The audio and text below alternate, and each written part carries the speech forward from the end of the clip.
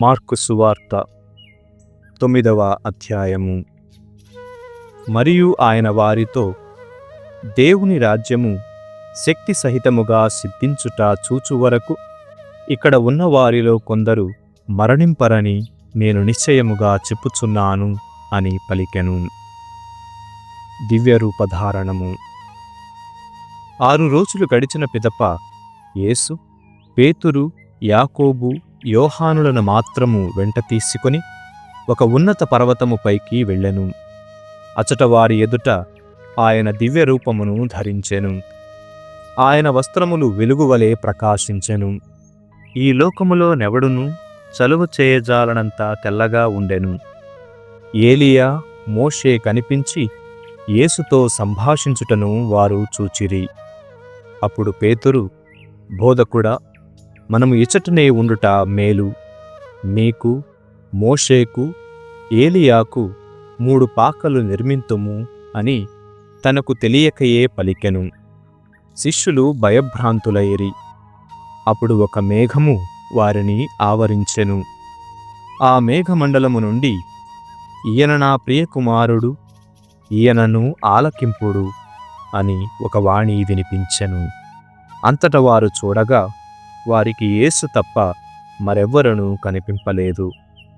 వారు పర్వతము నుండి దిగి వచ్చుచుండ యేసు వారితో, మనుష్యకుమారుడు మృతుల నుండి పునరుత్థానమగు వరకు మీరు ఈ వృత్తాంతమును ఎవ్వరితో చెప్పరాదు అని ఆజ్ఞాపించెను. కనుక దీనిని ఎవరితో చెప్పక, ఈ పునరుత్థాన అంతరార్థము ఏమయ్యుండునో అని వారు ఒకరినొకరు ప్రశ్నించుకొనసాగిరి. పిమ్మట వారు, ఏలియా ముందుగా రావలయునని ధర్మశాస్త్ర బోధకులు ఏల చెప్పుచున్నారు అని యేసును ప్రశ్నించిరి.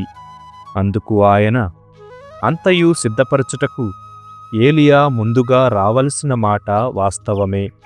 అట్లయినా మనుష్యకుమారుడు అనేక శ్రమలను అనుభవించి తృణీకరింపబడునని వ్రాయబడి ఉన్నదేలా? ముందు వ్రాయబడినట్లు ఏలియా ఇదివరకే వచ్చియున్నాడు. కాని ప్రజలు అతని ఎడల తమకు ఇచ్చ వచ్చినట్లు ప్రవర్తించిరి అని మీతో చెప్పుచున్నాను అని పలికెను. పిశాచగ్రస్తునకు స్వస్థత. వారు తక్కిన శిష్యులను చేరుకొని అచ్చట పెద్ద జనసమూహము కూడియుండుట చూచిరి. ధర్మశాస్త్ర బోధకులు కొందరు శిష్యులతో తర్కించుచుంటిరి. యేసును చూడగానే ప్రజలు మిగుల ఆశ్చర్యపడి పరుగున వచ్చి ఆయనకు నమస్కరించిరి. వారితో, మీరు ఏ విషయమును గూర్చి తర్కించుచున్నారు అని యేసు శిష్యులను ప్రశ్నించెను. జనసమూహములో ఒకడు, బోధకుడా, మూగ దయ్యము పట్టిన నా కుమారుని తమ యొద్దకు తీసుకుని వచ్చి తిని, భూతము వీనిని ఆవేశించినప్పుడెల్లా నేలపై పడవేయును. అప్పుడు వీడు నోటి వెంట నురుగలు క్రక్కుచు పండ్లు కొరుకుచు కొయ్యబారిపోవును. ఈ దయ్యమును పారద్రోల మీ శిష్యులను కోరితిమి, అది వారికి సాధ్యపడలేదు అని విన్నవించెను.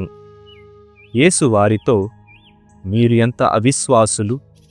నేను ఎంతకాలము మీ మధ్యనుందును? ఎంతవరకు మిమ్ము సహింతును? ఆ బాలుని ఇటకు తీసుకొని రండు అనగా వారు అట్లే వానిని తీసుకొని వచ్చిరి.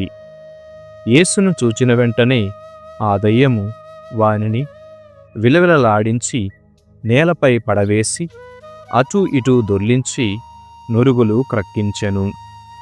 ఈ దుర్భరావస్థ ఎంతకాలము నుండి అని యేసు ఆ బాలుని తండ్రిని అడిగెను.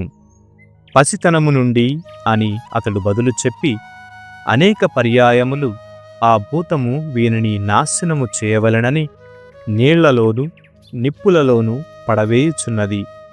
తమకిది సాధ్యమగునేని నాపై కరుణించి సాయము చేయుడు అని ప్రార్థించెను.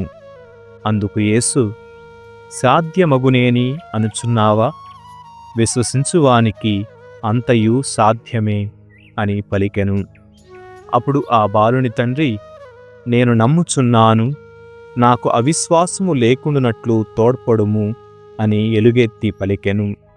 జనులు గుమికూడి తన యొద్దకు పరిగెత్తుకొని వచ్చుట చూచి, యేసు మూగా చెవిటి దయ్యమా, ఈ బాలుని విడిచిపొమ్ము, మరెన్నడూ వీనిని ఆవేశింపకుము అని శాసించెను.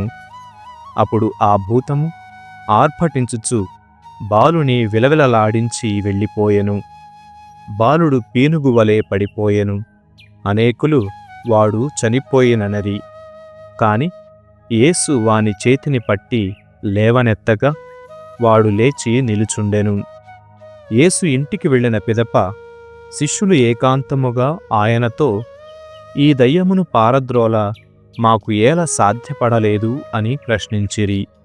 అందుకు ఆయన వారితో, ప్రార్థన వలన తప్ప మరే విధమునను ఇట్టి దయ్యములను పారద్రోల సాధ్యపడదు అని చెప్పాను. యేసు మరణ పునరుత్థానముల ప్రస్తావన. వారు ఆ స్థలమును వీడి గలిలయ ప్రాంతమునకు వెళ్ళిరి. తాను ఎచటనున్నది ఎవ్వరికీ తెలియకూడదని ఆయన కోరిక. ఏలయన మనుష్య కుమారుడు శత్రువుల చేతికి అప్పగింపబడును, వారు ఆయనను చంపుదురు, కాని మరణించిన 3వ రోజున ఆయన పునరుత్థానుడగును అని యేసు తన శిష్యులకు బోధించుచుండెను. శిష్యులు దీనిని గ్రహింపలేకపోయిరి, అయినను ఆయనను అడుగుటకు భయపడిరి. ఉన్నత స్థానమునకు అర్హత. అంతట వారు కఫర్నామునకు వచ్చిరి. అందొక ఇంట ప్రవేశించిన పిదప యేసు తన శిష్యులను, మార్గమధ్యమున మీరు ఏ విషయమును గూర్చి తర్కించుచుంటిరి అని అడిగెను. తమలో గొప్పవాడెవ్వడు అని మార్గమధ్యమున వాదించుకొని ఉండుటచే వారు ప్రత్యుత్తరమియ్యలేక ఊరకుండిరి. అప్పుడు యేసు కూర్చుండి 12 శిష్యులను చేరబిలిచి, ఎవడు మొదటివాడు కాగోరునో వాడు అందరిలో చివరివాడై అందరకు సేవకుడుగా ఉండవలెను అని పలికెను.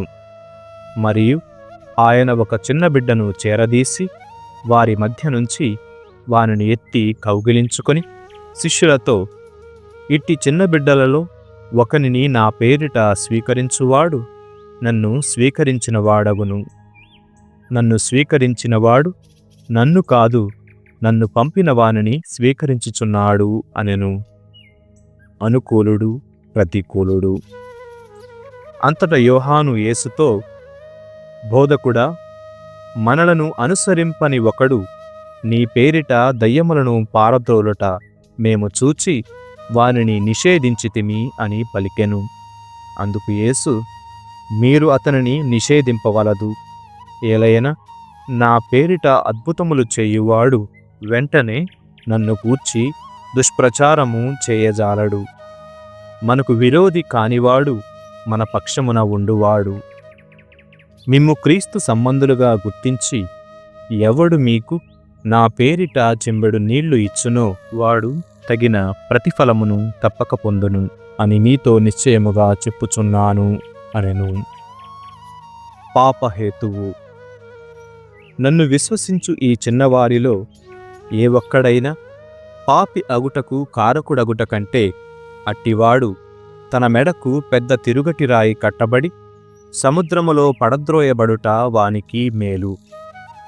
నీ చేయి నీకు పాప కారణమైనచో దానిని నరికి పారవేయుము. 2 చేతులతో నిత్య నరకాగ్నిలోనికి పోవుట కంటే ఒక్క చేతితో నిత్యజీవము పొందుట మేలు. నీ కాలు నీకు పాప కారణమైనచో దానిని నరికి పారవేయుము. 2 కాళ్లతో నరకాగ్నిలోనికి పోవుట కంటే ఒక్క కాలితో నిత్యజీవమున ప్రవేశించుట మేలు. నీ కన్ను నీకు పాప కారణమైనచో దానిని పెరికి పారవేయుము. 2 కన్నులతో నీవు నరకాగ్నిలోనికి పోవుట కంటే ఒక కంటితో దేవుని రాజ్యమున ప్రవేశించుట మేలు. నరకలోకమున పురుగు చావదు, అగ్ని చల్లారదు. ప్రతి ఒక్కనికి ఉప్పుదనము అగ్ని వలన కలుగును. ఉప్పు మంచిదే, కాని అది తన ఉప్పదనమును కోల్పోయినా తిరిగి మీరెట్లు దానిని సారవంతము చేయగలరు?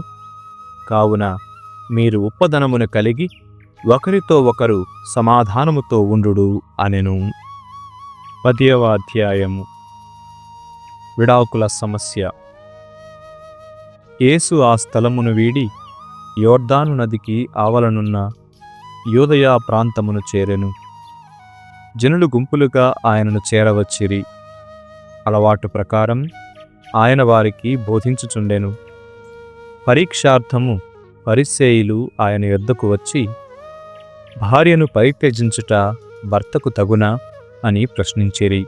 అందుకు యేసు, మోషే మీకేమి ఆదేశించెను అని తిరిగి ప్రశ్నించెను. విడాకుల పత్రమును వ్రాసి ఇచ్చి భార్యను పరిత్యజింప తగునని మోషే ఆదేశించెను అని వారు సమాధానమిచ్చిరి. అందుకు యేసు, మీ హృదయ కాఠిన్యమును బట్టి మోషే ఇట్లు ఆదేశించెను. కాని సృష్టి ఆరంభమున దేవుడు వారిని స్త్రీ పురుషులనుగా సృజించియున్నాడు. ఈ కారణము వలననే పురుషుడు తల్లిదండ్రులను వీడి తన భార్యకు హత్తుకొని ఉండును. వారిరువురు ఏక శరీరులై ఉందురు. కనుక వారు భిన్న శరీరులు కాక ఏక శరీరులై ఉన్నారు.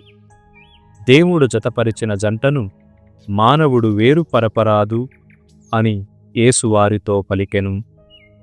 వారు ఇల్లు చేరిన పిదప ఈ విషయమును గూర్చి శిష్యులు ఆయనను ప్రశ్నించిరి.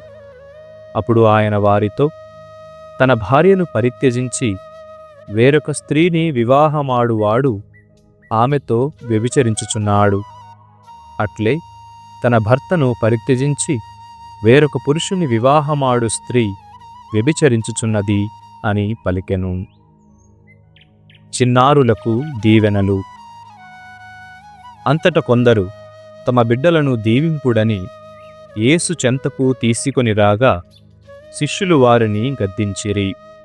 దానిని గమనించిన యేసు శిష్యులపై కోపించి, చిన్న బిడ్డలను నా యొద్దకు రానిండు, వారిని ఆటంకపరపకుడు, ఏలయనా అట్టి వారిదే దేవుని రాజ్యము అని పలికెను. మరియు ఈ పసిబిడ్డల వలె ఎవరు దేవుని రాజ్యమును అంగీకరింపరో వారు దేవుని రాజ్యములో ప్రవేశింపరని మీతో వక్కాణించుచున్నాను అని ఆ బిడ్డలను ఎత్తి కౌగిలించుకొని దీవించెను. ధనాపేక్ష దేవరాజ్యము. యేసు పయనమైపోవుచుండా మార్గమధ్యమున ఒకడు పరిగెత్తుకొని వచ్చి ఆయన ఎదుట మోకరించి, సద్బోధకుడా, నిత్యజీవమును పొందుటకు నేను ఏమి చేయవలయును అని ప్రశ్నించెను. అందుకు యేసు, సద్గురువా అని నన్ను ఏల సంబోధించెదవు? దేవుడు ఒక్కడే సద్గురువు, మరెవ్వరునూ కాదు. దైవాజ్ఞలను నీవు ఎరుగుదువు కదా, నరహత్య చేయకుము, వ్యభిచరింపకుము, దొంగిలింపకుము, అసత్యమాడకుము, మోసగింపకుము, తల్లిదండ్రులను గౌరవింపుము అనెను. అందులకు అతడు, బోధకుడా, బాల్యము నుండి వీనినన్నింటినీ పాటించుచునే ఉన్నాను అనెను. యేసు అతని వంక ప్రేమతో చూచి, అయితే నీవు చేయవలసినది ఇంకొకటి ఉన్నది. నీవు వెళ్ళి నీకు ఉన్నదంతయు వెచ్చించి పేదలకు దానము చేయుము. పిమ్మట వచ్చి నన్ను అనుసరింపుము. పరలోకమందు నీకు ధనము చేకూరును అనెను. ఆ యువకుడు అధిక సంపద గలవాడగుటచే ఈ మాట విని ముఖము చిన్నబుచ్చుకొని వెళ్ళిపోయెను. యేసు చుట్టూ చూచి తన శిష్యులతో, ధనవంతులు దేవుని రాజ్యమున ప్రవేశించుట ఎంత కష్టము అనెను. ఈ మాటలు ఆలకించిన శిష్యులు ఆశ్చర్యపడిరి.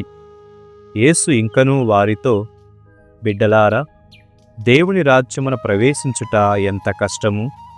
ధనవంతుడు దేవుని రాజ్యమున ప్రవేశించుట కంటే ఒంటె సూది బెజ్జములో దూరిపోవుట సులభము అనెను. ఈ మాటలు విని శిష్యులు మరింత ఆశ్చర్యపడి, అట్లయినా ఇక ఎవడు రక్షణ పొందగలడు అని గుసగుసలాడుకొనిరి. యేసు వారితో, మానవులకు ఇది అసాధ్యము, కాని దేవునకు సమస్తము సాధ్యమే అనెను. అప్పుడు పేతురు ఆయనతో, ఇదిగో, అంతయు విడిచిపెట్టి మేము మిమ్ము అనుసరించితిమి అనెను. అందుకు యేసు, అది వాస్తవమే. నా కొరకు నా సందేశము కొరకు ఇంటిని, అన్నదమ్ములను, అక్క చెల్లెండ్రను, తండ్రిని, తల్లిని, బిడ్డలను, భూములను త్యజించువాడు ఈ లోకముననే నూరంతలుగా ప్రతిఫలమును పొందును. ఇండ్లను, అన్నదమ్ములను, అక్క చెల్లెండ్రను, తండ్రులను, తల్లులను, బిడ్డలను, భూములను సమృద్ధిగా పొందును. అట్లే హింసలను అనుభవించును, పరలోకములో శాశ్వత జీవమును పొందును. అయినను మొదటివారు అనేకులు కడపటివారు అగుదురు, కడపటివారు అనేకులు మొదటివారు అగుదురు అనెను. మరణమును గూర్చిన ప్రస్తావన. అంతట వారు యెరూషలేమునకు పయనము కాగా యేసు అందరికంటే ముందుగా సాగిపోవుచుండెను. అందుచేత వారిని వెంబడించుచున్న శిష్యులు ఆశ్చర్యపడిరి. ప్రజలు భయపడిరి. యేసు 12 శిష్యులను తన యొద్దకు పిలిచి తనకు జరుగనున్న సంఘటనలను గూర్చి వివరింపసాగెను. ఇదిగో, మనం యెరూషలేము వెళ్ళుచున్నాము. మనుష్య కుమారుడు ప్రధానార్చకుల, ధర్మశాస్త్ర బోధకుల చేతులకు అప్పగింపబడును. వారు ఆయనకు మరణదండనము విధించి అన్యుల చేతులకు అప్పగింతురు. వారు ఆయనను అవమానింతురు, ఆయనపై ఉమ్మివేయుదురు, కొరడాలతో మోది చంపుతురు. కాని 3 దినముల పిదప ఆయన పునరుత్థానుడు అగును. అధికార వ్యామోహము. అంతట జెబెదాయి పుత్రులగు యోహాను, యాకోబులు యేసును సమీపించి, గురుదేవా, మాదొక మనవి అనుగ్రహింపుడు అని వేడుకొనిరి. అందుకాయన, నేను మీకేమి చేయగోరుచున్నారు అని వారిని అడిగెను. వారు, మీరు మీ రాజ్యములో మహిమాన్విత సింహాసనముపై ఆసీనులైనప్పుడు మమ్ము మీ కుడి ఎడమల కూర్చుండ అనుగ్రహింపుడు అని ప్రార్థించిరి. అందులకు యేసు, మీరు కోరునదేమియో మీరు ఎరుగరు. నేను పానము చేయు పాత్రము నుండి మీరు పానము చేయగలరా? నేను పొందబో బప్తిస్మమును మీరును పొందగలరా అనెను. అవును అని వారు పలికిరి.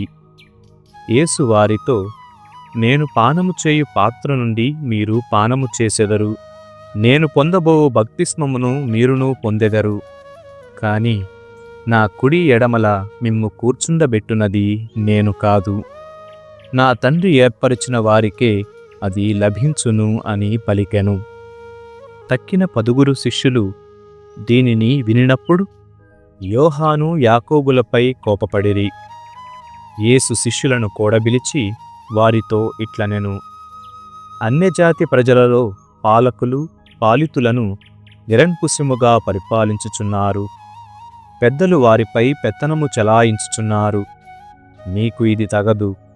మీలో ఎవడైనా గొప్పవాడు కాదలచినా అతడు మీకు పరిచారకుడై ఉండవలెను. మీలో ఎవడైనా ప్రముఖుడుగా ఉండదలచినా అతడు మీకు బానిసయ్యై ఉండవలెను. ఏలయన మనుష్య కుమారుడు సేవించుటకే కాని సేవింపబడుటకు రాలేదు. ఆయన అనేకుల రక్షణార్థము విమోచన క్రయధనముగా తన ప్రాణమును ధారపోయుటకు వచ్చెను. దృష్టిదానము. పిదప వారు యెరికో పట్టణమునకు వచ్చిరి. అచట నుండి యేసు తన శిష్యులతోనూ జనసమూహములతోనూ వెళ్ళుచుండగా బర్తిమయి త్రోవ పక్కన కూర్చుండి ఉండెను. అతడు తిమయి కుమారుడు, గ్రుడ్డివాడు, భిక్షకుడు. నజరేతు నివాసియగు యేసు ఆ మార్గమున వచ్చుచున్నాడని విని అతడు, దావీదు కుమారా, యేసు ప్రభు, నన్ను కరుణింపుము అని కేకలిడసాగెను. ఊరకుండుము అని అనేకులు వానిని గద్దించిరి. కాని వాడు మాత్రము, దావీదు కుమారా, నన్ను కరుణింపుము అని మరింత బిగ్గరగా కేకలు పెట్టెను. అంతట యేసు నిలిచి, వానిని ఇటకు పిలువుడు అనగా వారు వాని యొద్దకు వెళ్ళి, ఓరి లెమ్ము, ధైర్యముగా నుండుము, ఆయన రమ్మనుచున్నాడు అని పిలిచిరి. అంతట వాడు తన వస్త్రమును పారవేసి వెంటనే లేచి యేసు వద్దకు వచ్చెను. అప్పుడు యేసు నేను ఏమి చేయగోరుచున్నావు అని వానిని అడుగగా వాడు, బోధకుడా, నాకు చూపు దయచేయుము అని వేడుకొనెను. నీవు వెళ్ళుము, నీ విశ్వాసము నీకు స్వస్థత చేకూర్చినది అని యేసు అనినంతనే వాడు దృష్టిని పొంది త్రోవ వెంట ఆయనను అనుసరించెను. 29వ కీర్తన. తుఫానుకు కర్తయైన ప్రభువు. దైవ తనయులారా, ప్రభువును స్తుతింపుడు. ఆయన మహిమ ప్రతాపములను కీర్తింపుడు. మహిమాన్వితమైన ఆయన దివ్యనామమును కొనియాడుడు. ప్రభువు పవిత్ర మందిరమున ఆయనను ఆరాధింపుడు. ప్రభువు స్వరము జలముల మీద వినిపించుచున్నది. మహిమాన్వితుడైన ప్రభువు ఉరుములతో గర్జించుచున్నాడు. ఆయన స్వరము సాగరము మీద వినిపించుచున్నది. ప్రభువు స్వరము మహాబలమైనది, మహాప్రభావము కలది. ప్రభువు స్వరము దేవదారులను పెళ్లగించును. లెబానోను కొండల మీది దేవదారులను ముక్క చెక్కలు చేయును. అతడు లెబానోను కొండలను దూడలను వలె దూకించును. షిరియోను కొండను కోడెదూడను వలె గంతులు వేయించును. ప్రభువు స్వరము మిలమిల మెరియు నిప్పులను వెదజల్లును. ఆయన స్వరము వలన ఎడారి తల్లడిల్లును. కాదేశు ఎడారి కంపించును. ప్రభువు స్వరము సింధూరములను అల్లల్లాడించును. అడవిలోని మ్రాకులను మోడులు చేయును. ఆయన మందిరమున మాత్రమెల్లరును ప్రభువుకు మహిమ అని నినాదము చేయుదురు. ప్రభువు ప్రళయ జలముల మీద సింహాసనాసీనుడయ్యను. ఆయన కలకాలము రాజుగా నుండి పరిపాలనము చేయును. ఆయన తన ప్రజలకు బలమును దయచేయును. శాంతి సమాధానములతో వారిని దీవించును.